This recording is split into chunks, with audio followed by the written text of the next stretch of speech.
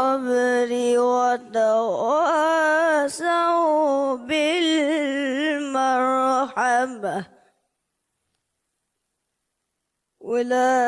أولئك أصحاب الميمنة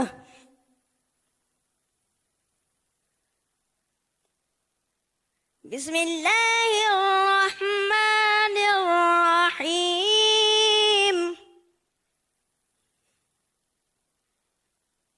والشمس وضحاها والقمر إذا تلاها والنهار إذا جلاها والليل إذا يغشاها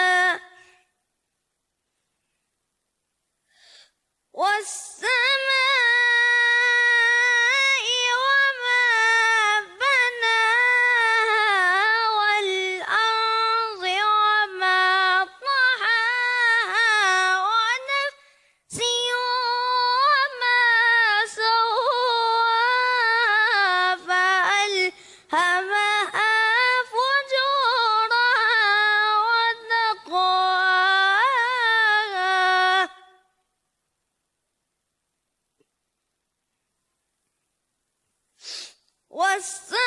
والسماء وما بناها والأرض وما طحاها ونفس وما سواها فألهمها فجورها وتقواها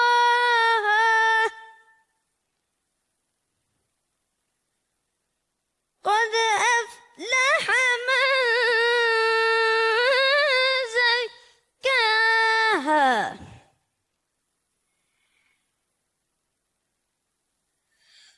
قد أفلح من زكاها وقد خاب من دساها كذبت ثمود بطغواها إذ انبعث أشقاها فقال لهم رسول الله ناقة الله وسقياها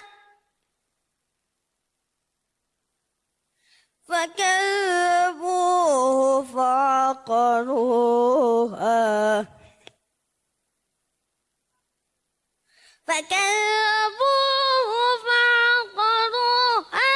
فدمدم عليهم ربهم بذنبهم فسواها ولا يخاف عقباها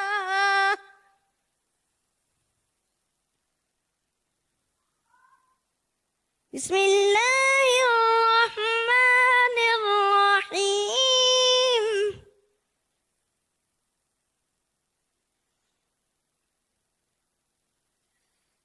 والضحى والليل إذا سجى ما ودعك ربك وما خلا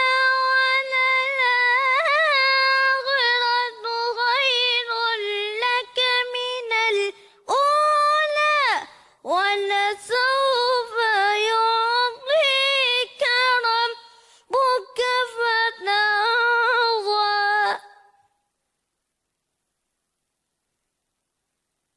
ألم يجدك يتيما فآوى ووجدك ضالا فهدى ووجدك عائلا فأغنى فأما اليتيم فلا تقهر وأما السائل فلا تنهر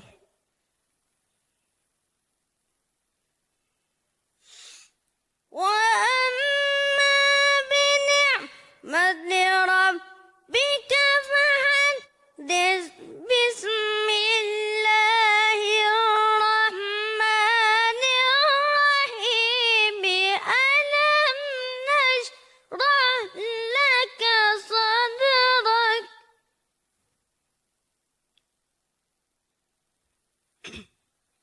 بسم الله الرحمن الرحيم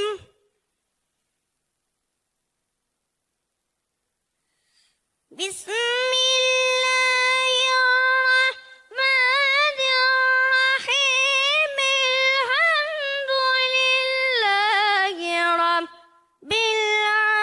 العالمين الرحمن الرحيم مالك يوم الدين إياك نعبد وإياك نستعين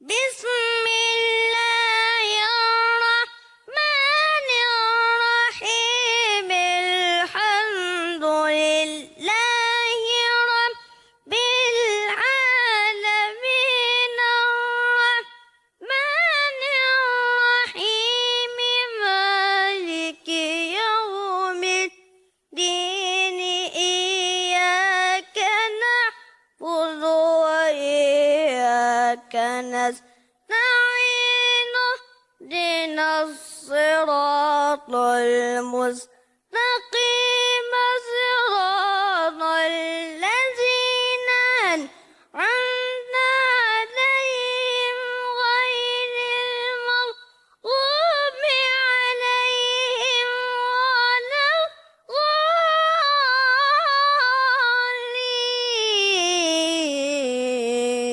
الضالين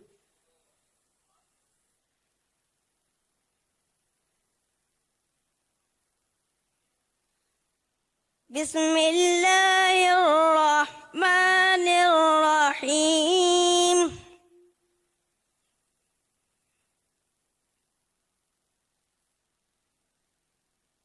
إذا جاء نصر الله والفتح ورأيت الناس يدخلون في دين الله أفواجا فسبح بحمد ربك واستغفره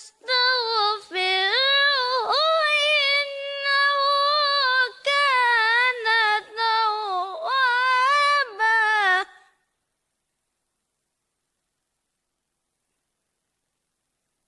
بسم الله الرحمن الرحيم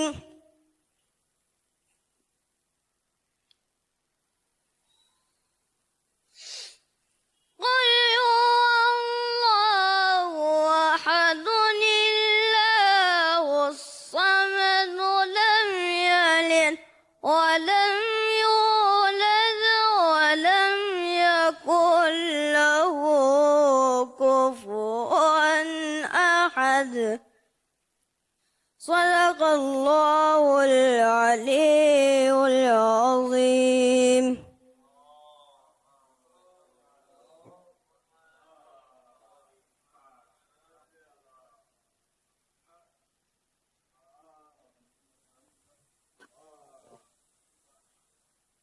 محمد وآل محمد صلوات اللهم صل على محمد وآل محمد محمد وآل محمد صلوات اللهم صل على محمد وآل محمد شب معراج کی مناسبت سے ایک مطلع ایک شعر، اس کے بعد سلام کی چند اشعار کی سماعت کرو. جو تھوڑا تھوڑا دور بیٹھے ہیں تھوڑا تھوڑا نزدیک آ جائیں، تھوڑا تھوڑا سا کی تشریف لے آئیں. بآواز بلند نعرہ صلوات. اللہم صلی علی محمد. خدا کا ذکر کریں، خدا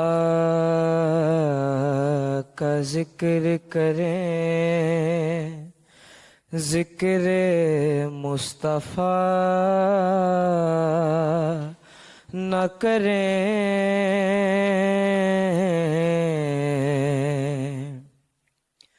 خدا کا ذکر کریں، ذکر مصطفیٰ نہ کریں.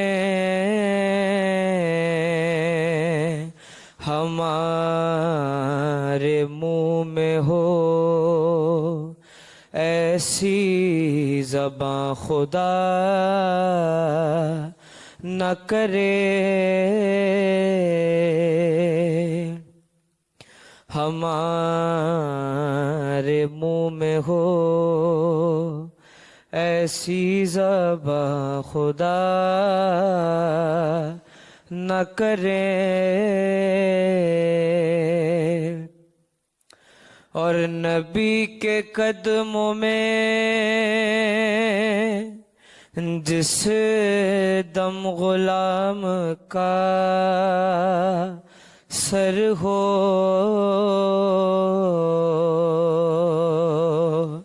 نبی کے قدموں میں جس دم غلام کا سر ہو، قضا سے کہہ دو کہ ایک لمحہ بھی قضا نہ کرے. قضا سے کہہ دو کہ ایک لمحہ بھی قضا نہ کرے.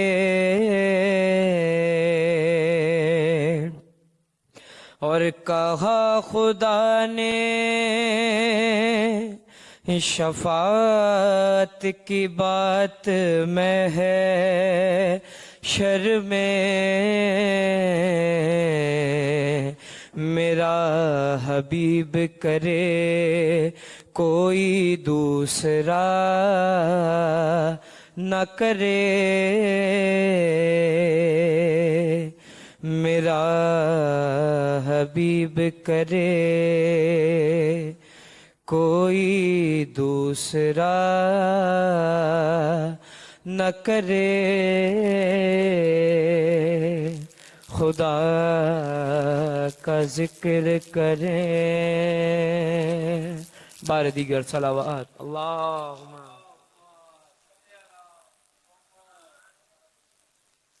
سلام کی چند اشعار آپ کی سماعت کو نظر. حسین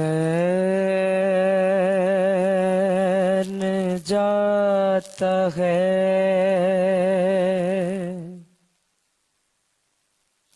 مرنے کو اے میری زینب،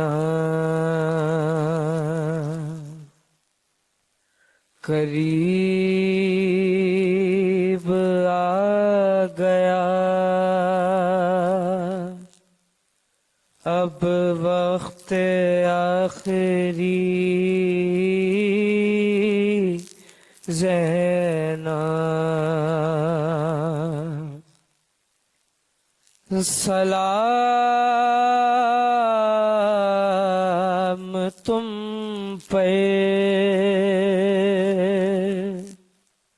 اے بابا کی لاڈلی زینب.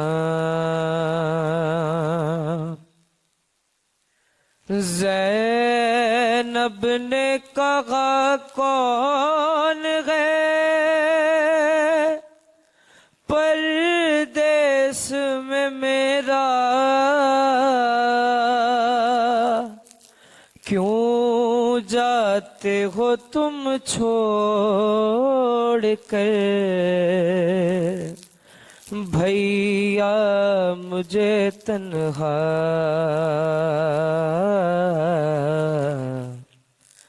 زینب کو ہر ایک موڑ پر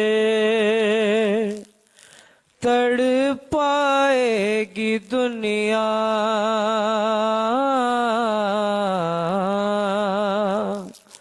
یاد آؤ گے بھیا زینب کو ہر ایک موڑ پہ تڑ پائے گی دنیا، یاد آؤ گے بھیا، یاد آئے گا بھیا مجھے ارمان تمہارا، تم دیکھ نہیں پائے ہو اکبر کا جو صحرا، دعوت کوئی شادی کی مدینے میں جو دے گا، یاد آؤ گے بھیا بعد آپ کے ہوگا میری غربت کا یہ عالم، اس وقت غریبی بھی کرے گی میرا ماتم، سادات کو جب راہ میں دے گا کوئی صدقہ، یاد آؤ گے بھیا اس ماغا سے منسوب تھی بھیا میری خوشیاں، تھی سب سے بڑی عید میری تیسری شعبان، شعبان کے جب چاند کو دیکھے گی یہ بہنا، یاد آؤ گے بھیا دیدار بھی ہو جائے گا بیٹی کے بہانے، کیا شام کے زندان میں آؤ گے سلانے، ارے سوئے گی نگی جب میری لوری سے سکینہ،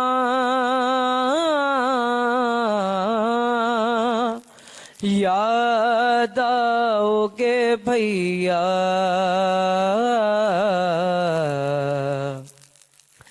زینب کو ہر ایک موڑ پہ تڑ پائے گی دنیا،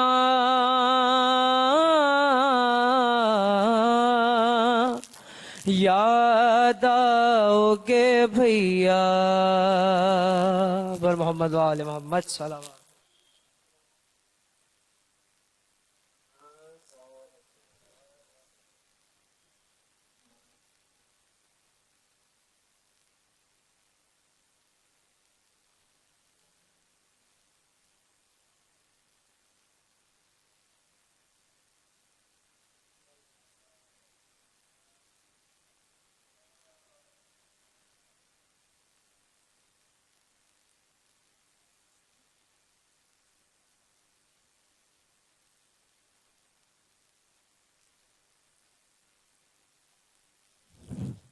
لا حول ولا قوة إلا بالله العلي العظيم. حسبنا الله ونعم الوكيل، نعم المولى ونعم النصير. بسم الله الرحمن الرحيم.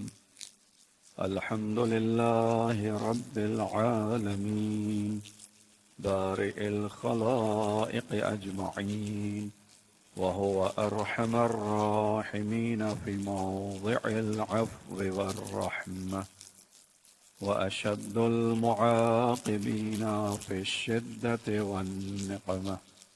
ثم الصلاة والسلام والتحية والإكرام على رسوله البشير النذير، السراج المنير، مولانا ومولى الثقلين، جد الحسنين، أبي القاسم محمد.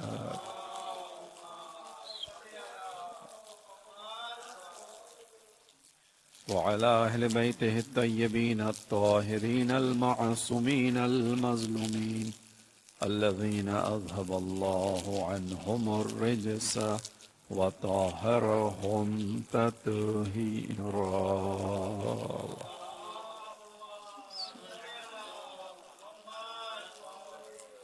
لا سيما قرة عين الرسول الزهراء البتول ومولانا صاحب العصر والزمان. أما بعد، قال الله تعالى تبارك وتعالى في كتابه الكريم وفرقانه الحميد. بسم الله الرحمن الرحيم.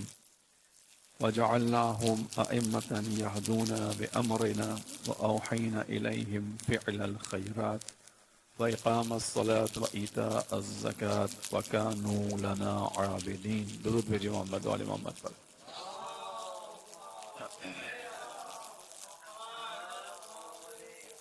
مومن کرام، اگر زحمت کا سبب نہ ہو تو سمٹ کر بیٹھیں تو گفتگو کرنے میں آسانی ہوگی. تھوڑا سا نزدیک نزدیک آ جائیں. درود پڑھیے محمد و آل محمد پر.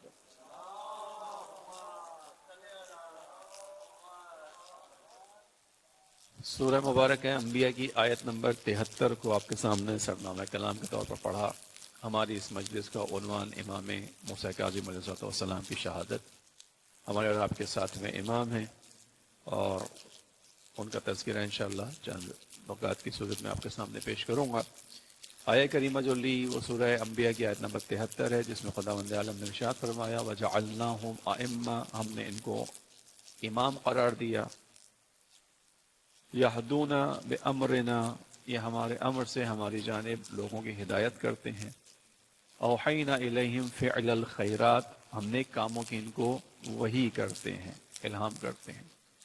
وإقام الصلاۃ، اور نماز کو قائم رکھتے ہیں. یہ وإیتاء الزکاۃ، زکوٰۃ کو ادا کرتے ہیں. وکانوا لنا عابدین، یہ ہمارے عبادت گزار لوگ. یہ ایک سلسلہ ہے امامت کا، ائمہ کا، جس کو خداوند عالم نے اس طرح سے بیان کیا. ایک اور گروہ ہے ائمہ کا جس کے اندر خداوند عالم بیان کرتا ہے کہ وَجَعَلْنَاهُمْ أَئِمَّةً يَدْعُونَ إِلَى النَّارِ. ایک گروہ ہے ائمہ کا، یعنی پیشوا. ائمہ کا مطلب پیشوا، پیشرو، جس کے پیچھے چلا جاتا ہے. یہ وہ لوگ ہیں ائمہ. وَجَعَلْنَاهُمْ أَئِمَّةً، یہ بھی ایک گروہ ہے ائمہ ہے، یعنی پیشوا ہیں، لوگ ان کے پیروکار ہیں.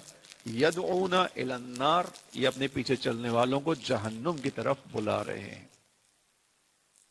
وَيَوْمَ الْقِيَامَةِ لَا يُنْصَرُونَ، اور قیامت کے دن نہ یہ گروہ ائمہ خود کو بچا پائے گا، نہ اپنے پیچھے چلنے والوں کو نجات دے پائے گا. بہت نقطہ اہم اس کے اندر یہ موجود ہے کہ خداوند عالم ہمارے اور آپ کے ذہنوں کو متوجہ کر رہا ہے کہ انسان اپنی زندگی میں ارادہ کرے یا نہ کرے، انسان کسی نہ کسی کے پیچھے چلنے والا ہے. انسان کسی نہ کسی کو فالو کرتا ہے، کسی کی پیروی کرتا ہے. توجہ رکھیے گا نکات کی جانب.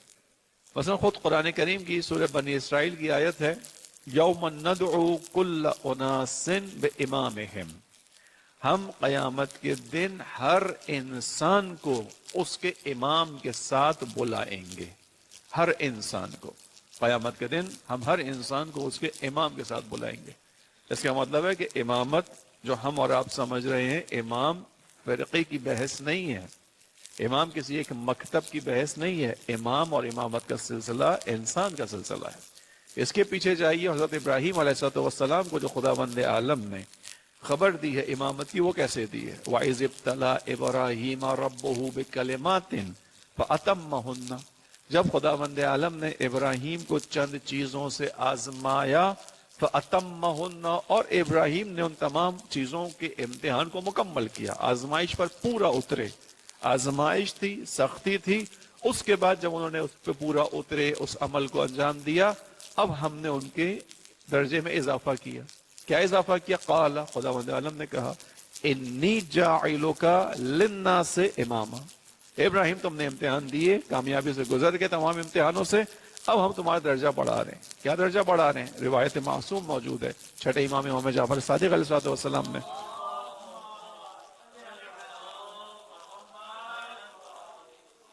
بیان فرمایا کہ حضرت ابراہیم نبی تھے، نبی کے ساتھ ساتھ خلیل بھی تھے، نبوت بھی تھی، مقام خلت بھی تھا۔ خلت یعنی خداوند عالم نے خلیل قرار دیا، خلیل یعنی دوست، جس کو خدا اپنے جو ہے وہ راز و نیاز کے لیے منتخب کرے، انس جس کے ساتھ ہو۔ حضرت ابراہیم نبی بھی ہیں، خلیل بھی ہیں، لیکن اس کے بعد خداوند عالم نے کہا ہم آپ کو اپنی جانب سے ناز کے لیے، انسانوں کے لیے امام قرار دے رہے ہیں۔ اب اس کے اندر جو خود نکتہ ہے وہ یہی کہ امام فرقے کا نہیں ہوتا، امام کسی ایک مخصوص علاقے کا نہیں ہوتا، امام انسانیت کے لیے ہوتا ہے، جیسے رسول اللہ وما ارسلناک الا رحمتا للعالمین ہے، خداوند عالم رب العالمین ہے، رسول اللہ رحمتا للعالمین ہے، تو رسول اللہ کا جو جانشین ہے یا جانشینی کا سلسلہ ہے وہ بھی عالمین کے لیے ہے۔ یہ ہم نے اور ہمارے یہاں تعصب کی نگاہوں نے امامت کو فرقے کے اندر رکھا، امام کا جو اختیار ہے وہ کائنات کے اوپر ہے، امام انسانیت کے لیے۔ اسی لیے جو امام عصر کا جب دور انشاءاللہ آئے گا کہ خدا ہمیں اور آپ کو دور نصیب بھی فرمائے، اور اس دور تک پہنچنے کے لیے ذمہ داری ہمارے کندھوں پر ہے، اس کو ادا کرنے کی توفیق بھی عطا فرمائے، خدا کرے گا انشاءاللہ۔ وہ وقت دیکھیں کہ تو جو امام کی حکومت ہوگی، امام کی حکومت عادلانہ فقط ایک حصے میں، منطقے میں، گلی میں، کوچے میں، ایک شہر میں، ایک ملک میں نہیں ہے، ہم امام کو مصلح کل کہتے ہیں۔ امام کی حکومت عادلانہ پوری جہان کے اوپر ہے۔ خداوند عالم جو کہا کہ ہم سورہ انبیاء کی آیت نمبر 105 میں کہ ہم زمین کو میراث قرار دیں گے، کس کی؟ صالحین کی۔ لقد كتبنا في الزبور من بعد الذکر ان الارض يرثها عبادی الصالحون، ہم زمین کو صالح بندوں کی میراث قرار دیں گے، لیکن زمین ہے پوری، ٹکڑا نہیں ہے۔ بس امام کا تعلق للناس ہے۔ خداوند عالم نے بیان کیا امامت کے دو گروہ ہیں، انسان کو عقل سے فیصلہ کرنا ہے کہ کس امامت کے نظام کے پیچھے چلنا ہے۔ میں نے عرض کیا کوئی اس بات کا اقرار کرے نہ کرے، وہ کسی نہ کسی چیز کے پیچھے چل رہا ہے۔ حتیٰ جو لوگ کہتے ہیں کہ ہم کسی چیز کو نہیں مانتے، یعنی ہمارا کسی چیز پر نظریہ نہیں ہے، ان کا خود ایک نظریہ ہے، وہ نظریہ یہی ہے کہ ہم کسی چیز کو نہیں مانتے، یہ خود ایک نظریہ ہے۔ کوئی یہ نہیں کہہ سکتا کہ میں کسی نظام کو نہیں مانتا، میں کسی نظریے کا قائل نہیں ہوں، میرا کوئی مکتب نہیں ہے، خود ایک مکتب ہے۔ ایتھسٹ جو کہلاتے ہیں، لادین جو کہلاتے ہیں، یہ خود ایک نظام ہے کہ ہم کسی چیز کو نہیں مانتے۔ یہ کسی چیز کو نہیں ماننے کا لفظ ہے، یہ ایک نظریہ ہے۔ بہت سے ایسے افراد ہیں جو خدا کو مانتے ہیں، بہت سے ایسے افراد ہیں جو خدا کے اندر سماویت کے قائل ہیں، بہت سے ایسے افراد ہیں جو خدا کو نہیں مانتے۔ اور نہیں ماننا خود ماننا ہے، یہ جو ماننا ہے نظریہ ہے۔ جیسے اس اعتبار سے کبھی بھی کوئی انسان نہیں کہہ سکتا کہ میں کسی چیز کو نہیں مانتا۔ اب جب مان ہی رہے ہو تو عقل کا تقاضا ہے اس چیز کو مانو کہ جو عقل کے معیار پر پوری اترے۔ اب اگر کہتے ہو کہ خدا نہیں ہے تو دلیل کے ساتھ اگر خدا کے نہ ہونے کو ثابت کر سکو تو نہ مانو خدا کو، لیکن اگر دلیل واضح علائم نشانیاں خدا کے ہونے کی دلیل ہو تو پھر عقل کا تقاضا ہے خدا تک پہنچ جاؤ۔ درود پڑھیے محمد و آل محمد پر۔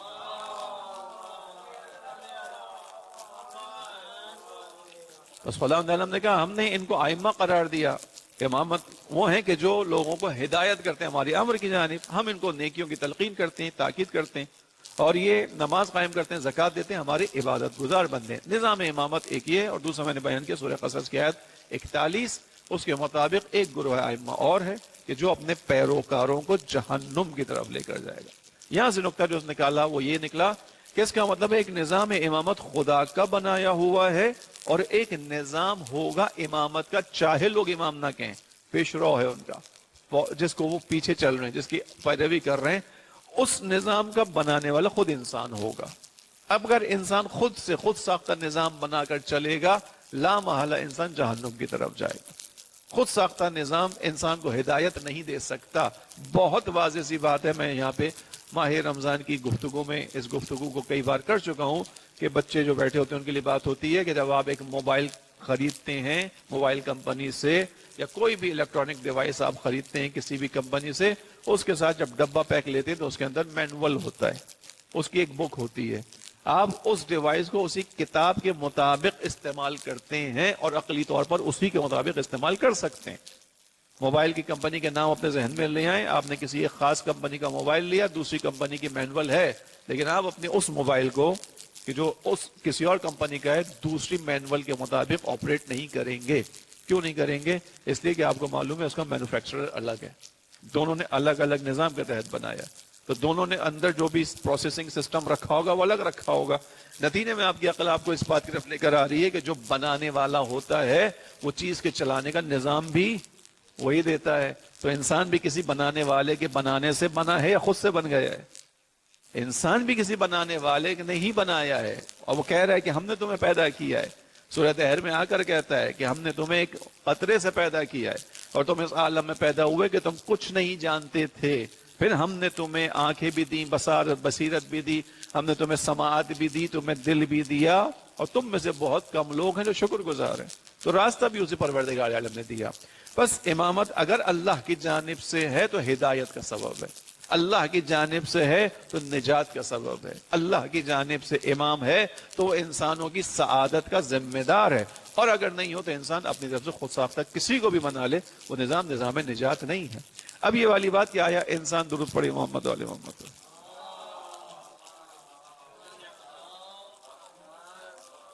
آپ کرسی پہ بیٹھ جائیے, کیونکہ مجھے ابھی 5 منٹ پہلے ہی ممبر ملا ہے. میں آپ کے آنے کی وجہ سے تھوڑی کوشش کروں گا جلدی کروں, لیکن آپ آرام سے درود پڑھیے محمد والے محمد.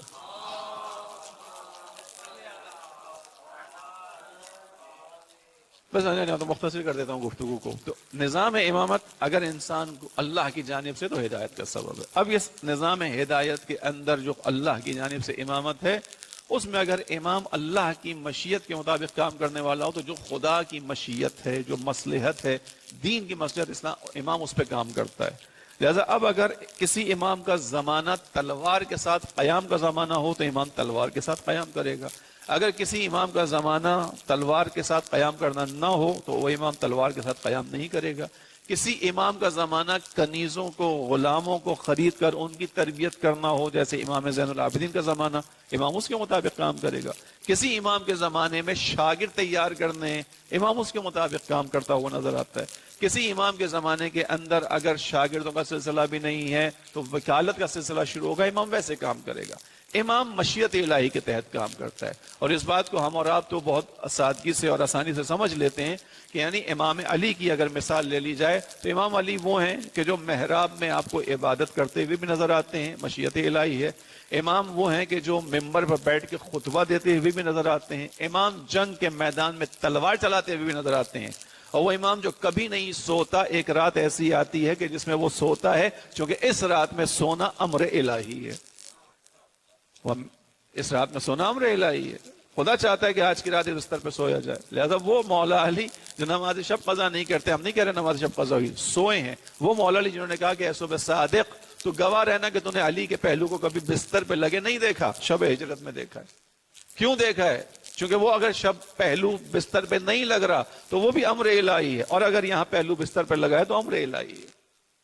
اگر کسی جگہ علی مرتضیٰ تلوار اٹھا کر دشمن کے ساتھ مقابلہ کر رہے ہیں, امر الہی ہے. اور اگر بعد رسول اپنی اسی شجاعت, اسی جرت, اسی توانائی, اسی قدرت کے باوجود علی تلوار نہیں نکال رہے, امر الہی ہے.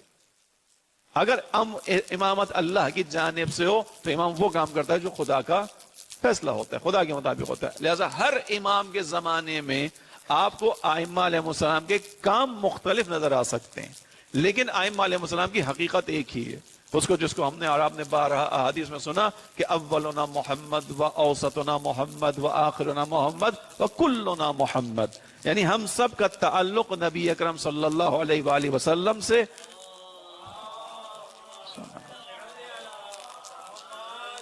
ان کی ہدایت کے راستے سے ہے. ہم سب کی حقیقت ایک ہی ہے, وہ حقیقت محمدیہ ہے. بس عزیزان محترم, اسی دور اس تیزی کے ساتھ آگے بڑھ جاتے ہیں. ہر امام کا اپنا زمانہ ہے, اپنے زمانے کے تقاضے ہیں. ٹھیک, یہ جو ائمہ کی شہادت کی مجالس ہوتی ہیں, اس میں ہمیں ایک استفادہ اس کا یہ ہوتا ہے کہ ہم مختصر ہی صحیح اس امام کے دور کے حالات کو تھوڑا سا بیان کرتے ہیں, تھوڑا سا ہم پڑھ لیتے ہیں, تھوڑا سا چیزیں ہمارے ذہن میں آتی ہیں. عنوان مجلس کا امام موسیٰ کاظم علیہ السلام ہے. ان کی شہادت ابھی گزری, ان کے عنوان سے یہ مجلس رکھی گئی. درود پڑھی محمد و آل محمد پر.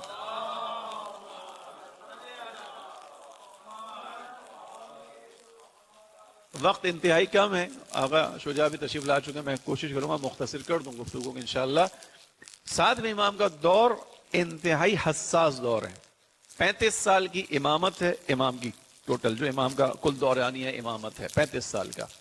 امام کا جو دور ہے یہ حساس ہے. حساس اس حوالے سے کہ بنو امیہ بنو عباس کی جنگ کا نتیجہ نکل چکا, بنو عباس حکومت پر قابض ہو چکے. بنو عباس کی حکومت کے قابض ہونے کے کچھ عرصے کے بعد ہی بنو عباس نے اپنے چہرے پر پڑی ہوئی نقاب کو پلٹ ڈالا اور دشمنی پر اترا ہے.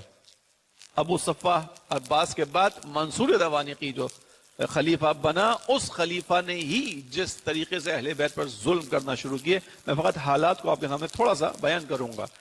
امام کے زمانے میں جب منصور دوانقی کا آخری وقت آیا, اس نے اپنی بہو کو بلایا اور بلانے کے بعد کہا کہ میں تمہیں ایک رقعہ دے رہا ہوں, یہ ایک رقعہ ہے, اپنے پاس رکھو, میرے مرنے کے بعد اسے کھولنا. اور منصور دوانقی کا انتقال ہو گیا, واصل جہنم ہوا. اس کی بہو نے اس کے بیٹے کے ساتھ اس رقعے کو کھولا, اس میں لکھا تھا کہ فلاں جگہ پر جاؤ, فلاں جگہ پر ایک انبار ہے, انبار یعنی اسٹور جیسے ہمارا ہوتا ہے, وہاں پر جا کر دیکھنا میں نے تمہاری سیکھنے کے لیے ایک پیغام چھوڑا ہے. یہ چلے جاتے ہیں وہاں پہ, جا کر تالا کھولتے ہیں. اب جو تالا کھولتے ہیں اندر دیکھتے ہیں ایک بہت بڑا ہال, اس ہال کے اندر انسانی کھوپڑیاں رکھی ہوئی ہیں. منصور دوانقی اپنی بہو کو روکا. وہاں جب آگے بڑھ کے دیکھتے ہیں انسانی کھوپڑیاں, ہر کھوپڑی کے ساتھ جو ہے وہ ایک وہ لگا ہوا ہے جس کو ہم ٹیگ کہتے ہیں آج کے زمانے میں, مثلا نام لکھے میں فلاں کا بیٹا دے, فلاں تھا, فلاں تھا, فلاں تھا. اس کے ساتھ یہ خط لکھا ہے, منصور دوانقی نے لکھا ہوا ہے کہ دیکھو یہ سادات کے سر ہیں, اگر میں نے اپنی حکومت کو باقی رکھا اور دوام بخشا تو سبب یہ ہے کہ میں نے سادات, علوی سادات, حسنی حسینی سادات کے ساتھ یہ رویہ رکھا ہے. اگر تم چاہتے ہو تمہاری حکومت کو دوام میسر آئے تو تم کو یہی راستہ اپنانا ہے. یہ فقط ایک چھوٹی سی مثال آپ کے سامنے, اور ان سنوں کی تعداد ہزاروں میں تھی, سینکڑوں میں نہیں تھی, ہزاروں میں تھی. اتنا قتل عام ہوا ہے. ٹھیک ہے, یہ حالات ہیں امام موسیٰ کاظم کے دور سے پہنچنے سے پہلے. امام موسیٰ کاظم منصور دوانقی کے دور میں امام جعفر صادق بھی ہیں, اور پھر امام موسیٰ کاظم نے بھی اس کا کچھ دور دیکھا ہے.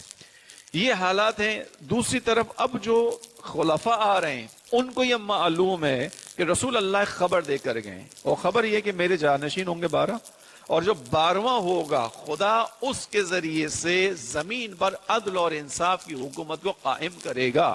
یہ خبر ہے, اس بات کو اچھی طرح جانتے ہیں.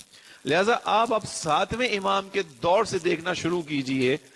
ہر امام کی سوائے امام مہدی کی ولادت کے باقی تمام ائمہ کی ولادت مدینے کے اندر ہے. امام مہدی کی ولادت سامرہ میں, لیکن آپ کو 6ٹھے امام کے بعد کوئی امام بھی مدینے میں نظر نہیں آ رہا. 7ویں امام کہاں ہیں؟ بغداد میں. 8ویں امام کہاں ہیں؟ طوس میں یعنی ایران میں. 9ویں امام بغداد میں. 10ویں امام 11ویں امام بغداد بھی نہیں یعنی شہر بھی نہیں.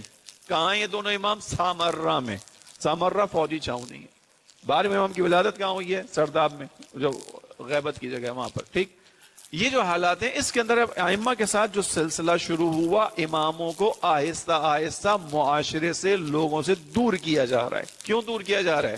کیونکہ انہیں خبر ہے کہ رسول اللہ خبر دے کے گئے ہیں, سلسلہ بتا کر گئے. اسی لیے امام حسن عسکری کا جب دور پہنچا تو وہی کوشش کی گئی کہ جیسے حضرت موسیٰ کی ولادت کو روکنے کے لیے کی گئی تھی, وہی کوشش کی گئی کہ کسی طرح سے بھی حسن عسکری کی ولادت کا سلسلہ نہ ہو, اور اگر ہو تو داعیوں کی صورت میں اپنے جاسوس حکومت نے رکھے تھے کہ امام حسن عسکری کی کڑی نگرانی کریں, ان کے گھر کی کڑی نگرانی کریں. اگر ان کے گھر کی خواتین میں کہیں کسی کے اندر وضع حمل, آثار حمل نظر آئیں, خبر دیں فوراً آ کے. خدا کا معجزہ تھا, خدا کی جانب سے ایسا ہوا کہ امام عصر کی والدہ گرامی کے اوپر حمل کے آثار ظاہر نہیں ہوئے. جب امام حسن عسکری صلی اللہ علیہ وسلم کے گھر سے ان کی بہن جناب حمیدہ خاتون جانے لگیں واپس، تو انہوں نے حکیمہ خاتون، انہوں نے امام حسن عسکری ان سے کہا کہ آپ آج رک جائیے یہاں پہ. پوچھا کیوں رکوں؟ 15 شعبان کی رات تھی. کہا اس لیے کہ آج کی رات میں خداوند عالم اپنی اس بشارت کو پورا کرنے والا ہے جس کی اس نے ہم ائمہ علیہ السلام کو بشارت دی ہے. کون سی بشارت؟ یعنی آج کے دن، یعنی شب 15 شعبان یا 15 شعبان کی صبح خداوند عالم کے اذن سے نرجس خاتون کے یہاں مہدی مولود کی ولادت ہونے والی ہے. اس کو سن کر حکیمہ خاتون نے، جو امام کی پھوپھی ہیں، انہوں نے کہا کہ حکیمہ نرجس کے یہاں کیسے اولاد ہوگی؟ میں تو اس کے اندر کوئی اثر حمل دیکھ ہی نہیں رہی. خواتین تو جانتی ہیں ان چیزوں کو. انہوں نے کہا میں تو دیکھ ہی نہیں رہی ایسی کوئی علامت نرجس کے اندر کہ جس سے اس کے یہاں اولاد ہو. کہا خدا کی حکمت، خداوند عالم نے اس اثر کو مخفی رکھا تاکہ دشمن کی نگاہوں سے محفوظ رہیں. بس جیسے فرعون اپنی لاکھوں کوششوں کے باوجود موسیٰ علیہ السلام کے آنے کو نہ روک سکا، ویسے ہی خداوند عالم نے وارث موسیٰ امام مہدی کی ولادت کا اہتمام فرمایا. درود پڑھی محمد و آل محمد پر.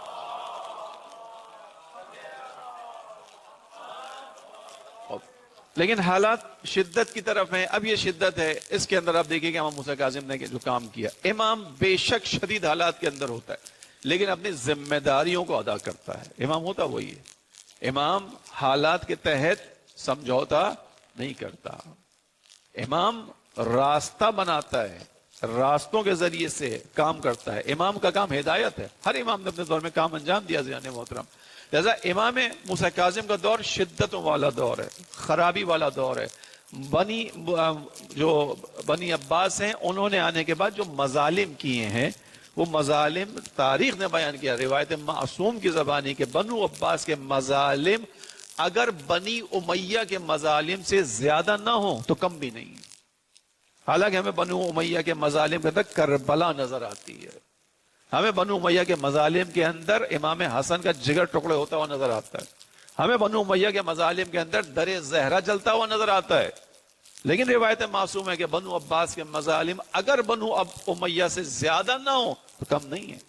شدت ہے بنو عباس کے مظالم کے اندر بھی. عزیزان محترم، خود امام موسیٰ کاظم کے زمانے میں جو واقعہ پیش آیا اس کو اہل بیت کے یہاں کربلا ثانی کہا جاتا ہے.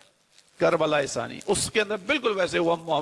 حسین فق کے نام سے ایک امام زادے ہیں، ان کو ان کے لشکر کو گھیر کر ویسے ہی مارا گیا جیسے کربلا میں شہداء کو مارا گیا تھا. ان کے سروں کو بھی نیزوں پر بلند کیا گیا، ان کے سروں کو بھی ظالم بادشاہ کی خدمت میں تحفتاً بھیجا گیا جیسے سر حسین کو بھیجا گیا تھا. وہ مظالم عزیزوں. بس 5 خصوصیات امام موسیٰ کاظم کے دور کی بیان کر دوں. تاریخ کا فقط ایک عنوان ہے تاکہ ہمارے بچوں کی تھوڑا سا امام شناسی اور حالات سے واقفیت ہو کہ اماموں نے کس حالات میں زندگی گزاری ہے.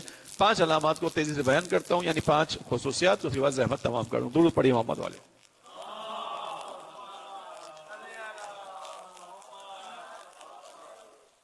امام موسیٰ کاظم کے دور میں اب دور آیا اسلامی حکومت کے نام پر آیا، اہل بیت کے حق کے نام پر آیا. امام موسیٰ کاظم کا عزیزوں دور وہ ہے کہ جس کے اندر آپ کو اگر ہم جا کر دیکھتے ہیں تو ہمیں یہ نظر آتا ہے کہ امام موسیٰ کاظم کے دور کے اندر مالی فساد بہت زیادہ. مالی فساد سے پہلے اخلاقی فساد بیان کروں. انگلیوں پہ گن لیجیے گا 5 خصوصیات امام موسیٰ کاظم کے دور کی خصوصیات، یعنی منفی خصوصیات جس میں امام نے زندگی گزاری. امام کے دور میں جو سب سے پہلی چیز ہے وہ کیا ہے؟ اخلاقی فساد. اخلاقی فساد کو فقط 1-2 الفاظ میں بیان کروں تو وہ یہ کہ جو ہارون الرشید، جس کا ہمارے یہاں نام تاریخ میں اس طرح سے بیان کیا گیا کہ بہت بڑا عادل حکمران تھا. ایسا ہی ہے نا؟ ہم نے پڑھا اپنی بچپن کی کتاب میں ہارون الرشید، ابھی میں نے چند دن پہلے معلوم کیا چلا اب یہ چیپٹر نہیں ہے، لیکن بہرحال اس کا نام ہمارے یہاں جو عنوان ہے حق خلیفہ عادل کے نام سے مشہور ہے. یہ بہت عدل کرنے والا انسان. ٹھیک، اس کا دور ہے، ہارون الرشید کا دور ہے. بنو عباس کے خلفاء میں مقتدر یعنی طاقتور خلفاء میں سے ایک تھا. حکومت تھی اس کی وسیع. اس کے یہاں دربار کے اندر اخلاقی فساد کی کیفیت یہ تھی کہ فقط 300 رقاصائیں، رقاصہ ناچنے والی گانے والی خواتین، 300 رقاصائیں ہارون الرشید کے محل میں ہوا کرتی. اس زمانے میں ہارون الرشید رقاصاؤں کے اوپر پیسہ خرچ کرتا تھا. اتنا خرچ کرتا تھا کہ ایک ناچنے والی خاتون کو ہارون الرشید نے اس زمانے کے اندر جہاں فقر تھا، جس کو میں اگلی خصوصیت میں بیان کروں گا آپ کے سامنے، ایک رقاصہ کے اوپر 50,000 دینار خرچ کیے. 50,000 دینار کا مطلب ہے 50 سونے کے سکے. یہ اس کا حال سنا رہا ہوں جس کو ہمارے یہاں کہا جاتا ہے اسلامی حکومت کا اسلامی خلیفہ. 50,000 دینار فقط ایک خاتون کے اوپر ناچنے والی پر 300 دینار. اس کے علاوہ حرم سرا تھا، اسراف تب بہت زیادہ تھا. کھانے کے اندر بیان کیا جاتا ہے کہ 30 سے کم کھانے دسترخوان پر نہیں ہوتے تھے ہارون رشید کا دور. یہ ایک مختصر بیان کر رہا ہوں. اخلاقی فساد، شراب خوری علنی تھی، علنی عام طور پر شراب پی جاتی تھی. فساد جب دربار میں ایسا فساد ہوگا تو آپ سوچیے نیچے کیا ہوگا. وہ دربار جو چلانے والا ہے وہاں یہ ہوگا. تو ناچنا گانا بجانا یہ عام تھا. امام موسیٰ کاظم کی مجلس ہے، جو جوان بیٹھے ان کے لیے بیان کروں. یہ تو میں نے ہارون رشید کے دور کی بات بتائی. اسی دور کے اندر امام موسیٰ کاظم وہ امام ہے کہ جنہوں نے شدید ترین قید کاٹی ہے. آپ کو پتہ ہے اماموں میں 14 سال کی قید ہے امام موسیٰ کاظم علیہ السلام کی. ٹھیک، اس 14 سال کی قید کا واقعہ آپ نے سنا ہوا ہے. دوبارہ آپ کی تذکرے کے لیے بیان کر رہا ہوں، مخصوصاً جوان دوستوں کے لیے کہ دیکھو غور کرو. امام موسیٰ کاظم کی مجلس میں آئے ہو، امام موسیٰ کاظم کو کون سی چیز زیادہ اذیت دے رہی ہے؟ امام موسیٰ کاظم قید خانے میں. قید خانے کی خصوصیت یہ ہے کہ امام نہ پورے قد کے ساتھ کھڑے ہو پاتے ہیں، نہ امام پوری ٹانگیں پھیلا کے لیٹ سکتے ہیں. اب اندازہ کرو کتنی چھوٹی جگہ ہوگی. ایسی جگہ پر امام قید ہیں. قید خانے کا جو داروغہ ہے، جو دربان ہے، وہ امام کے اوپر تھوڑا ترس کھاتا ہے، چاہنے والوں میں سے ہے. کسی دن موقع نکال کر امام سے کہتا ہے میں آپ کو یہاں سے دوسری جگہ لے جاؤں گا، میرے اختیار ہے. آپ یہاں پہ میں دیکھ رہا ہوں نہ پورے قد سے کھڑے ہو سکتے ہیں نہ پوری ٹانگیں پھیلا کے لیٹ سکتے ہیں، لہٰذا میں آپ کو یہاں سے لے چلوں گا. امام کہتے ہیں وہ لے جاتا ہے. امام کو لے جانے کے بعد اپنے محلے میں ایک گھر میں رکھتا ہے. کشادہ گھر ہے، بڑا گھر ہے، بڑے اس کے اندر کمرے موجود ہیں. کچھ دیر گزرتی ہے یا آدھا دن گزرتا ہے، امام اس شخص کو واپس بلاتے ہیں. بلانے کے بعد کہتے ہیں کہ تم مجھے واپس اسی قید خانے میں لے چلو. وہ پریشان ہوتا ہے. وہ کہتا ہے مولا کوئی غلطی ہوئی ہے، خدمت میں کوئی کمی رہ گئی، کوتاہی ہوئی ہے، میں تو آپ کو اس قید سے لے کر آیا تھا. امام کہتے ہیں نہیں، تم نے کوتاہی نہیں کی کوئی خدمت کے اندر، لیکن مجھے اس جگہ رہتے ہوئے زیادہ اذیت ہو رہی ہے. وہاں اذیت کم تھی. وہ تعجب میں پڑتا ہے. کہتا ہے مولا وہاں اپنا قد سے کھڑے ہو سکتے تھے، نہ ٹانگیں پھیلا کے لیٹ سکتے تھے. یہاں کشادہ کمرہ ہے، بستر میں نے لگایا آپ کے لیے خدمت کے لیے ہر چیز موجود ہے. آپ فرما رہے ہیں کہ یہاں اذیت زیادہ ہے، وہاں اذیت نہیں تھی. مولا یہاں کیا کمی ہے، کیا چیز ہے؟ امام نے کہا کہ برابر سے مسلسل گانے کی آواز آ رہی ہے. برابر میں کون رہتا ہے؟ اس نے کہا جی مولا یہاں پہ ایک گویا رہتا ہے جو گانا گانے والا ہے. وہ اپنی جو ہے وہ ریاضت کرتا ہے، اس کے مطابق ہمیشہ اپنے گانے کی پریکٹس کرتا ہے. امام نے کہا اس کے گانے کی جو آواز ہے اس کی اذیت میرے لیے اس قید خانے سے زیادہ ہے. امام واپس چلے گئے. عزیز جوان دوستوں آپ کو پیغام کیوں جوانوں کو مخصوصاً کہہ رہا ہوں کہ ہمارے لیے یہ چیز حرام نہیں ہے کہ ہم سب کے لیے حرام ہے. آپ کے اوپر اس وقت جو دشمن کی نگاہ ہے وہ زیادہ ہے. دشمن کی نگاہ بھی آپ پر زیادہ ہے. اور آپ کی مثبت بات آپ کے لیے کر لوں، آپ کے اوپر امام زمانہ کی نگاہ بھی زیادہ ہے. آپ امام کی نگاہ میں بھی ہیں. امام کا جو لشکر بننا ہے وہ جوانوں سے بننا ہے. امام کے لشکر میں جو روایت بیان کرتی ہے بوڑھے اس مقدار میں ہوں گے جس مقدار میں آٹے میں نمک ہوتا ہے. امام کے لشکر میں جوان زیادہ ہیں، لہذا امام کی نگاہ بھی آپ پر زیادہ ہے. اور اسی امام کی وجہ سے آپ کے اوپر دشمن کی نگاہ بھی زیادہ ہے. لہذا آپ کے اوپر حملہ بھی ہے، کوششیں بھی ہیں، مختلف جو آج کل چیزیں چل رہی ہیں سوشل میڈیا کے اوپر، ان چیزوں کو دیکھیں سمجھیں. ایسا نہ ہو معاشرے کی ایک عام چیز کے اندر بیٹھے چلے جائیں. امام کا زمانہ یہ تھا، فسادی اخلاق تھا فسادی طور پر. دوسری خصوصیت کرپشن تھی امام کے زمانے میں، انتہا سے زیادہ کرپشن. اس کی مثال جو دی گئی وہ یہ دی گئی ہے تاریخ کے اندر جو بیان ہوا کتابوں کے اندر کہ امام کے زمانے میں، امام موسیٰ کاظم کے زمانے میں ہارون نے زبیدہ سے شادی کی. زبیدہ امام شناس تھی، امام کو پہچانتی تھی، ایک عقیدت رکھتی تھی، لیکن بہرحال شادی کا تذکرہ ہے، دربار کے فساد کا تذکرہ ہے. تو زبیدہ اور ہارون کی شادی پر غور سے سنیے گا اس مقدار کو جو رقم بیان کر رہا ہوں، 55 ملین دینار کا خرچہ کیا گیا تھا. 55 ملین دینار کیلکولیشن میں بھی آنا بھی مشکل ہے ذرا. ایک دینار سونے کا ایک سکہ ہوتا ہے. 55 ملین دینار اس زمانے میں 1400 سال کی بات ہے. یہ ایک شادی کے اوپر خرچہ ہوا تھا. جو لباس دیے گئے تھے وہ सोने के तार से बनाए गए थे। जुबैदा ने एक नहर खुदवाई थी जब वो गई थी हज के ऊपर, और वहां देखा पानी का मसला है, तो जुबैदा ने एक नहर खुदवाई थी, फुरात से लेकर और मक्का तक लेके गई थी।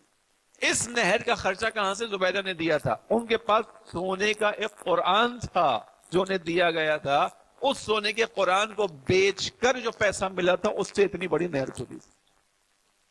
तवज्जो कीजिएगा आप, ये आम ये चीज थी, करप्शन थी, फसाद, इखलाकी फसाद था, माली फसाद था। और किस आलम में था? तीसरी खुसूसियत बयान करने जा रहा हूं। उस आलम में कि जब उमूमी तौर पर माशरे के अंदर फक्र पाया जाता था। जुमलों में फर्क को महसूस कीजिएगा। बाज दफा मुआशरे के अंदर फकीर लोग होते हैं, मुआशरा फकीर नहीं होता, उमूमी फक्र नहीं होता। बाज औकात मुआशरा फक्र का शिकार हो जाता है। मुआशरा जब फक्र का शिकार होता है, यानी जहां फकीरी होती है, वहां क्या होता है? वहां खाने के लिए एक रोटी भी मयसर नहीं आती। इमाम मूसा काज़िम छठे इमाम और सातवें इमाम का दौर हुआ है जहां तारीख में बयान हुआ उमूमी फक्र था। उसकी एक मिसाल यानी सनद उसकी ये है कि आपने तारीख में सुना और पढ़ा कि इमाम सादिक अलैहिस्सलाम रात को निकलते थे,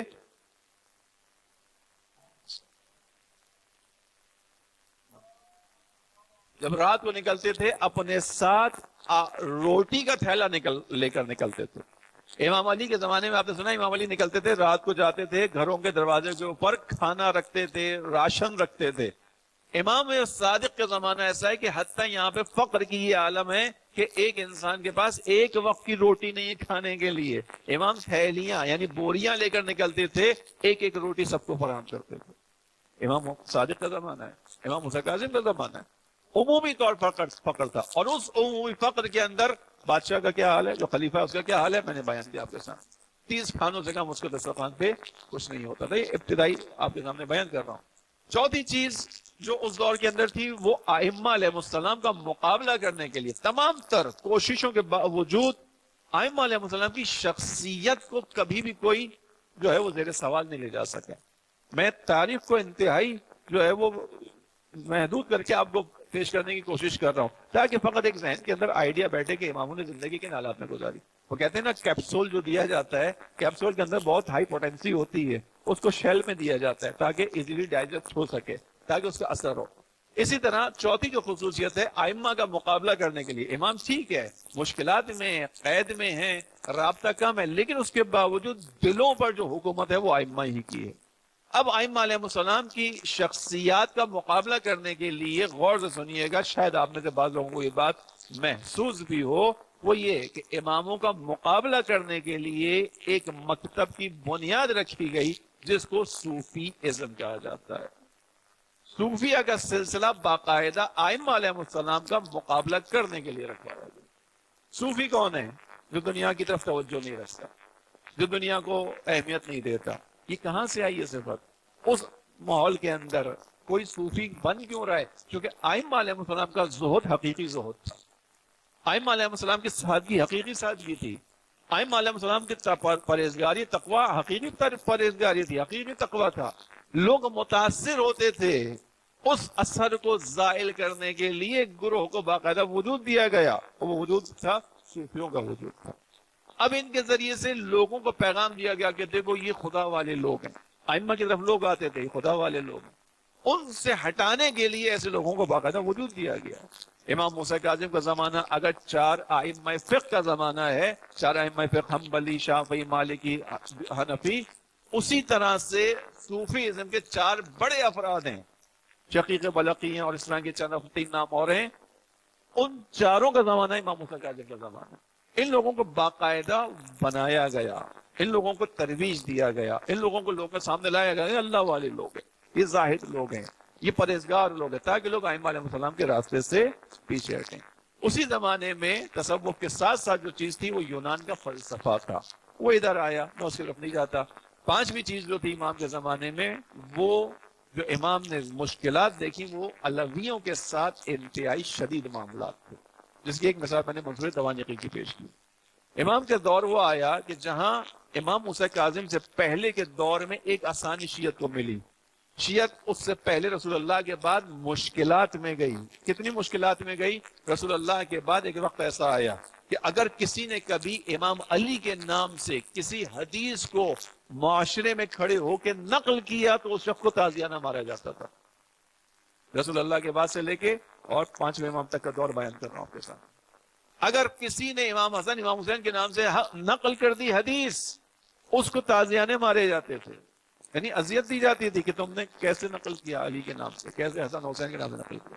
حتیٰ ائمہ کے نام پر اگر کوئی اپنی اولاد کا نام رکھتا تھا اسے تنگ کیا جاتا تھا، حتیٰ بیت المال کی فہرست سے نام کاٹ دیا جاتا تھا کہ بچے کا نام حسن حسین. اب اس دور سے سوچئے گا، اتنی شدت والے دور سے نکلے ہیں. 5ویں اور 6ٹھے امام کے دور میں تھوڑی آسانی مل گئی. آسانی کیوں مل گئی؟ بنو امیہ بنو عباس کی جنگ شروع ہو گئی. اب جو یہ جنگ شروع ہوئی تو یہاں پر امام نے کیا کام کیا؟ امام نے تلوار اٹھا کر مقابلہ نہیں کیا. امام کو معلوم تھا آگے کیا ہونے والا. اگر ابھی اس مارکے میں امام خود سے آ جاتے، شامل ہو جاتے تو دونوں کے لیے کام آسان تھا. امام محمد باقر کو شہید کرتے، امام جعفر صادق کو شہید کرتے، شہادت کے نتیجے میں آگے امامت کا سلسلہ نہ چلتا. لہذا ان دونوں اماموں کو معلوم تھا آگے آنے والا دور مشکلات کا دور ہے. وہ سختیاں آئیں گی کہ اب ہم ائمہ علیہ السلام کو وطن سے دور کیا جائے گا. باقی کے ائمہ تو شہادت میں وطن میں پائی ہیں، مدینے میں 5 امام، لیکن باقی ائمہ جانتے ہیں. لہذا انہوں نے کس چیز پر توجہ دی؟ وہ جو قال علی کہنے پہ پابندی تھی، قال الحسین کہنے پہ پابندی تھی. 5ویں امام نے بیٹھ کر مدینے کی مسجد کے اندر قال رسول قال علی قال حسن حسین کیا ہے. یعنی سیرت ائمہ کو، ائمہ کی تعلیمات کو زندہ کیا، لوگوں تک پہنچایا کہ دیکھو یہ راستہ ہے اسلام کا، اسلام کا حقیقی درست چہرہ یہ ہے.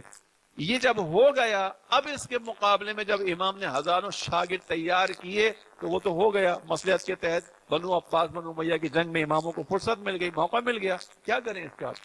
اس کے مقابلے میں 7ویں امام کے دور میں ان راویوں کو بنایا گیا جنہوں نے احادیث کو جعل کرنا شروع کیا، جعلی احادیث بنانا شروع کی. آپ کو ہمارے یہاں بھی، اب سن لیجیے تھوڑی سی بات، ہمارے یہاں غالیوں کی تعلیمات جو پھیلی ہیں اس کا جو بنیادی دور ہے وہ امام موسیٰ کاظم کا دور ہے. غالیوں کی طرف یعنی ائمہ علیہ السلام کو جو خدائی کا درجہ دینے والی چیزیں ہیں اس کا بہت بڑا حصہ امام موسیٰ کاظم کا دور ہے. اور 7ویں امام سے لے کر 11ویں امام تک ان 5 ائمہ علیہ السلام نے جہاں دوسروں کا مقابلہ کیا وہاں غالیوں کا بھی مقابلہ کیا. انہی ائمہ کے دور کی احادیث ہیں کہ غالیوں سے ہمارا کوئی تعلق نہیں ہے. غالی کون ہے؟ جو ہمیں خدائی کے درجے پر پہنچا ہے، جو ہمیں اس طرح سے بیان کرے کہ ہمارے ہوتے ہوئے خداوند عالم کی قدرت نہیں ہے، ہمارے ہوتے ہوئے خدا کا اختیار نہیں ہے، ہمارے ہوتے ہوئے ایسا نہیں ہے. میں نے مقابلہ کیا، حدیث سن لیجیے اس کے حوالے سے. امام نے بیان کیا کہ ہمارا غالیوں سے کوئی تعلق نہیں ہے. غالیوں کے ساتھ اٹھنا بیٹھنا حرام، ان کی بیٹیوں کو لینا، ان کی وہ بیٹیاں دینا حرام ہے. ائمہ نے بیان کیا جو ہمیں اس درجے تک لے جائیں. یہ ماحول تھا. جعلی حدیث جعلی حدیث کو بنوایا گیا امام موسیٰ کاظم کے دور میں. ایسے حالات میں امام کام کر رہے ہیں. آخری نقطہ بیان کر رہا ہوں آپ میں. اب امام نرس کیا کام کرتا ہے؟ امام کی تو بڑی جو ہے وہ زندگی قید میں ہے. 35 سال کا دور امامت ہے، 14 سال قید نکال دیجیے آپ اس میں سے، تقریباً آدھا کام و بیش آدھا اس کا بنتا ہے. اب امام نے کام کیسے کیا؟ امام آگے کو دیکھ رہے ہیں. امام نے موسیٰ کاظم علیہ السلام نے اپنے دور کے اندر وکالت کا سلسلہ شروع کیا. وکالت یعنی وکیل بنانا شروع کیا، نمائندے بنانا شروع کیے. اور امام کے پاس یہ جو وکیل آئے یہ کہاں سے آئے؟ ان کی جو تربیت ہوئی وہ 6ٹھے امام جعفر صادق علیہ السلام نے کی.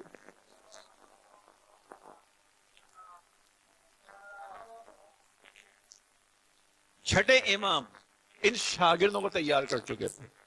6ٹھے امام نے ان شاگردوں کو تیار کیا. 7ویں امام نے ان شاگردوں میں اضافہ کیا اور اس کے بعد اپنے نمائندے بنانے شروع کیے. جو کہ امام کو معلوم تھا میں قید میں جاؤں گا، امام کو معلوم تھا آئندہ کیا ہوگا. امام علی ابن موسیٰ رضا بظاہر آزاد ہوں گے، مدینے سے بلائے جائیں گے، کہاں پہ؟ طوس بلائے جائیں گے. بظاہر آزاد ہوں گے لیکن حقیقت میں جو اس وقت کا خلیفہ اس کے نگاہوں کے سامنے ہے. مامون نے اپنے دربار میں رکھا امام علی رضا کو. اپنے دربار میں رکھنے کے بعد امام محمد تقی کو اپنی بیٹی دی ہے، یعنی اپنا جاسوس امام محمد تقی کے گھر میں بھیجا ہے.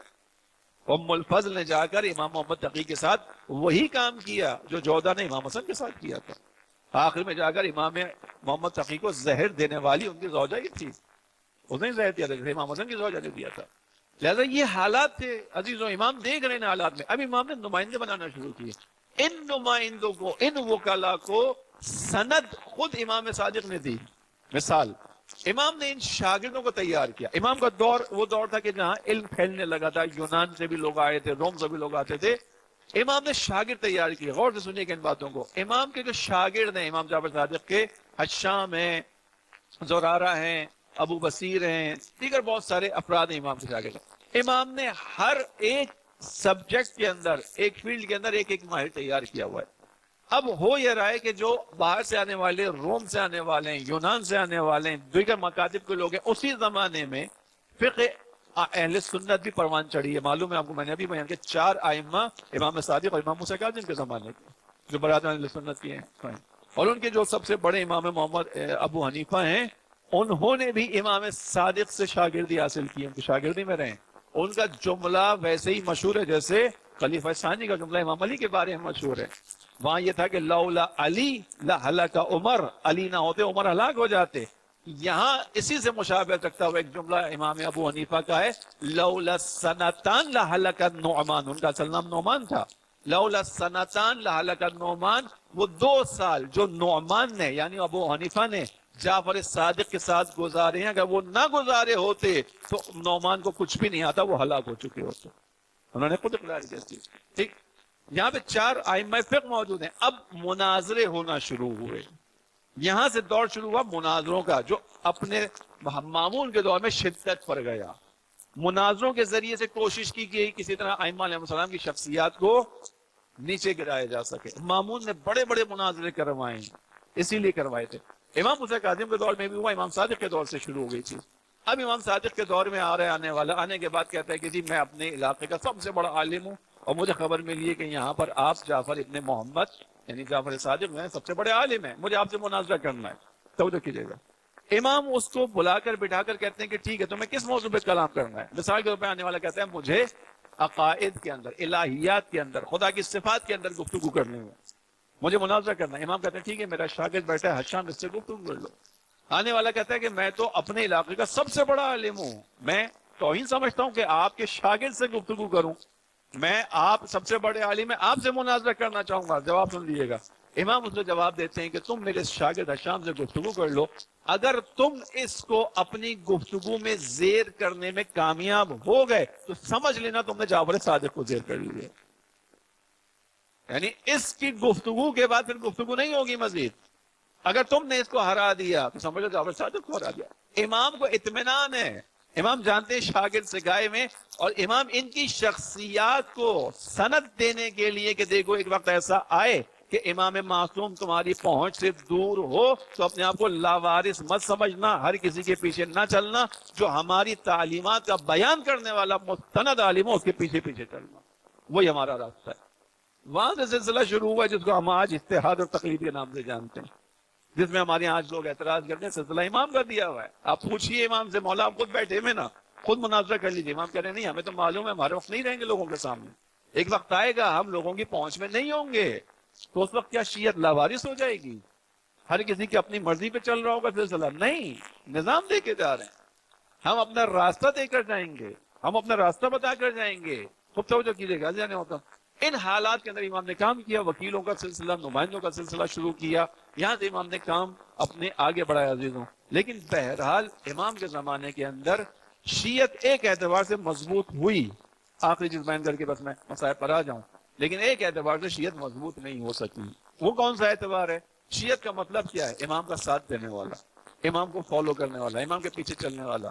ساتھ میں امام کا دور اتنا شاندار دور ہے ایک اعتبار سے کہ جو زمانے کا خلیفہ ہے ہارون، اس کے پاس جب کوئی مدد کے لیے آتا ہے تو ہارون کے پاس جو مدد کی تھیلیاں ہیں جو بانٹتا ہے لوگوں کو، ان کی تعداد 30 دینار ہوتی ہے. ایک تھیلی کے اندر 30 دینار ہوتے ہیں، 10 دینار، 15 دینار، 20 دینار، اور بہت زیادہ ہوا تو 30 دینار. کس کا بات ہے یہ؟ جو اس وقت کا خلیفہ ہے، جس کے پاس اقتدار ہے. امام موسیٰ کاظم کے پاس جو اس زمانے کے اندر تھیلیاں ہوتی تھیں، مشہور تھی امام موسیٰ کاظم کی تھیلیاں بانٹنے کے اعتبار سے، اس میں جو کم ترین تعداد دینار کی ہوتی تھی وہ 100 دینار ہوتے تھے. خلیفہ دے رہا ہے 30 دینار، امام دے رہے ہیں کم سے کم 100، حتیٰ ان میں بعض ایسے تھے جن کے اندر 700 دینار تک امام نے دی۔ ایک سوال پوچھیے اپنے آپ سے کہ امام خلیفہ تو نہیں ہے ظاہری طور پر، حکومت امام کے پاس نہیں ہے، تجارت امام نہیں کر رہے، تو پھر یہ پیسہ آ کہاں سے رہا ہے؟ امام اتنے پیسوں کے ذریعے سے اپنے شیعوں کی مدد کیسے کر رہے ہیں، کس طرح نظام چلا رہے ہیں؟ اس کا جواب ہی ملے گا کہ وہ جو شیعت پیچھے تیار ہوئی 5 اور 6 امام کے دور میں، جو شیعت پھیلی، لوگوں نے امامت کے حق کو سمجھنا شروع کیا، یہ سمجھ گئی شیعت کہ ہمیں اپنے امام کی مالی مدد کرنی ہوگی تاکہ امام اپنا نظام چلا سکے، ہمیں امام کا حق دینا ہوگا۔ لہذا شیعت اتنی مضبوط ہوئی، اس نے اتنا مضبوط کیا اپنے زمانے کے امام کی پشت پر آ کے کھڑی کہ یہ امام اس زمانے میں خلیفہ 30 دینار دیتا ہے، امام 100 دینار کی تھیلی دے رہا ہے، 300 دینار کی تھیلی دے رہا ہے، لوگوں کی مدد کر رہے ہیں امام، ٹھیک۔ لیکن اسی زمانے میں جب شیعت اس حد تک تو مضبوط ہوئی تھی، ایک اعتبار سے دیکھیں تو شیعت بہت پیچھے بھی رہ گئی تھی۔ وہ کس اعتبار سے کہ جو سب سے زیادہ ائمہ علیہ السلام میں طولانی قید کاٹی ہے وہ امام موسیٰ کاظم نے کاٹی ہے۔ یعنی شیعہ مال کے اعتبار سے مضبوط ہو گئے، مالی مدد کے اعتبار سے سمجھدار ہو گئے، سمجھ کے اماموں کا ساتھ دیا امام کا، لیکن حقیقت میں تو امام کی خاطر جان قربان کرنی تھی۔ اصل میں تو امام کو اس کا حق دلوانا تھا، امام کو پیسہ نہیں دینا تھا، امام کو حق دلوانا تھا، حکومت تک پہنچوانا تھا، وہ کام کرنا تھا۔ یہی امام اتنی مضبوط شیعت کے درمیان جو مالی اعتبار سے اتنے مضبوط ہو گئے، شیعہ امام کی مدد کر رہے ہیں، وہ شیعہ اتنے کمزور قرار پائے کہ ان کا امام 14 سال قید میں رہا، فقط 14 سال قید میں نہیں رہا، اس امام کا جنازہ پورے بغداد تک پڑا رہ گیا۔ ٹھیک ہے جی، یہ تاریخ۔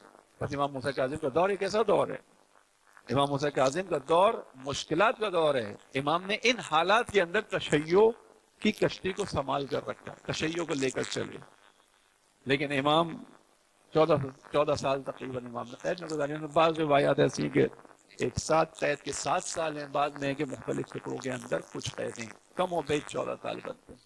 قید کیسی ہے؟ تاریخ میں بیان ہوا ہے کہ قید ایسی ہے کہ حتیٰ قید خانے میں بھی امام کی ہاتھوں کی ہتھکڑیوں کو، پاؤں کی بیڑیوں کو نہیں کھولا جاتا۔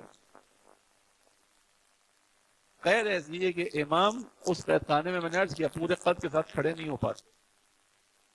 اس قید میں امام کی وہ کیفیت ہو گئی کہ ہارون الرشید ایک مرتبہ باہر ٹہلتا ہے، ٹہلتے ہوئے زندان کی دریچے سے یا کھڑکی سے روشندان سے نگاہ کرتا ہے اندر، تو جو اس کے ساتھ اس کا وزیر چلتا ہے فضل بن ربی، اس سے پوچھتا ہے مجھے اس قید خانے کی زمین پر ایک کپڑا پڑا ہوا نظر آ رہا ہے، یہ کیسے ہے؟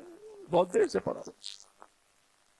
فضل بن ربی کہتا ہے ہارون یہ کپڑا نہیں ہے، یہ موسیٰ ابن جعفر ہے جو اتنے لاغر ہو چکے۔ حضرت ایک ایسی قید میں امام نے وقت گزارا۔ اب آپ سوچئے اسی قید کے اندر بھی امام کی بہرحال عزت حرمت باہر موجود ہے، لہذا سوچا گیا کیا کریں، لہذا امام کو زہر دینے کا فیصلہ کیا گیا، امام کو زہر دیا گیا۔ اور جب زہر دیا جاتا ہے عزیز، اس زہر کا اثر جسم میں پھیلتا ہے۔ اماموں میں 2 امام ہیں جن کو 3 امام ہیں جن کو باقاعدہ زہر دیا گیا اس طرح کو۔ ایک امام حسن مجتبیٰ ہیں، اب آپ کو معلوم ہے کہ امام حسن مجتبیٰ کو بھی زہر دیا گیا، امام موسیٰ کاظم کو بھی دیا گیا، لیکن بہرحال دونوں کی مظلومیت اپنی جگہ مسلم ہے، لیکن ایک فرق ہے امام حسن میں امام موسیٰ کاظم میں۔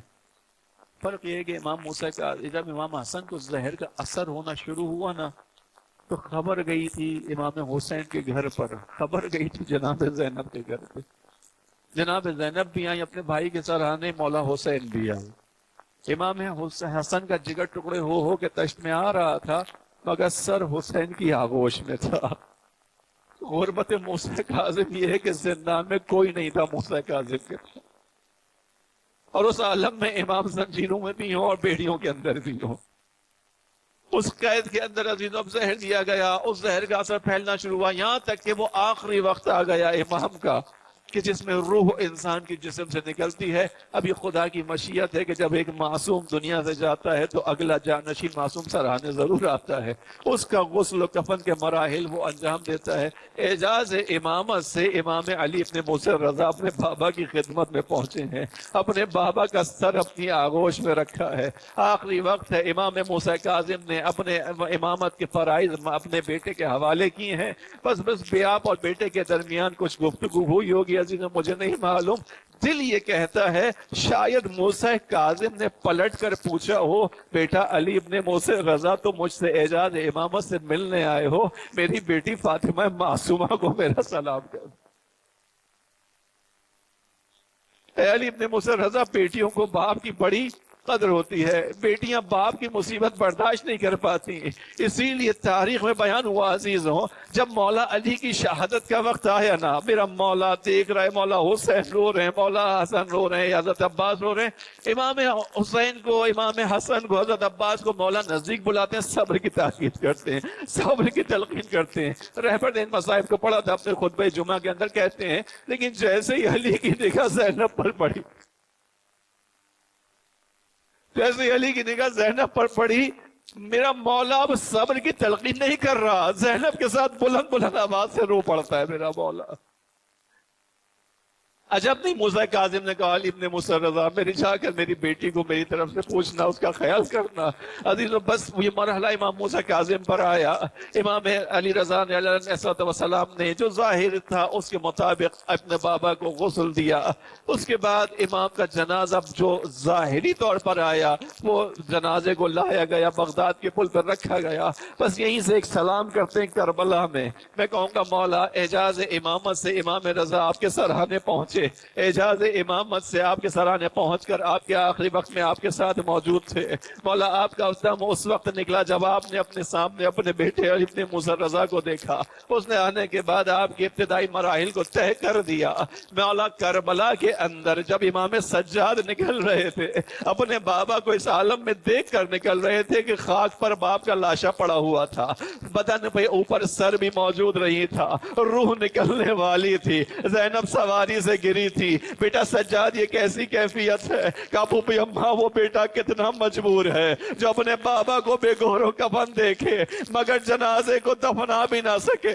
میرا مولا گیا تو یہاں سے تھا عزیزوں، اعجاز امامت سے 12 محرم کو امام سجاد آئے بھی تھے، دفنانے کے لیے آئے تھے، بنی اسد کے قافلے کے ساتھ آئے تھے. مگر ایک فرق ہے امام سجاد کے اور امام علی موسی رضا کے درمیان. عزیزوں فرق یہ کہ جب سید سجاد نے اپنے بابا کی لاش کو دفنانے کے لیے اٹھانا چاہا تو میرا مولا اپنے بابا کے لاشے کو اٹھا نہ پایا. آواز دی بنی اسد والوں کوئی حسیر لا دو، ارے کوئی دری لا دو، میرے بابا کے جسم کے اتنے ٹکڑے ہو چکے.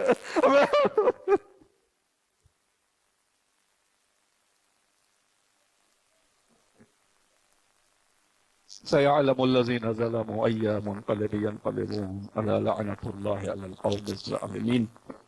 اللهم لعن أول ظالم ظلم حق محمد وآل محمد وآخر تعدين ولا ذلك اللهم لعنهم جميعا. ما تنهي حسين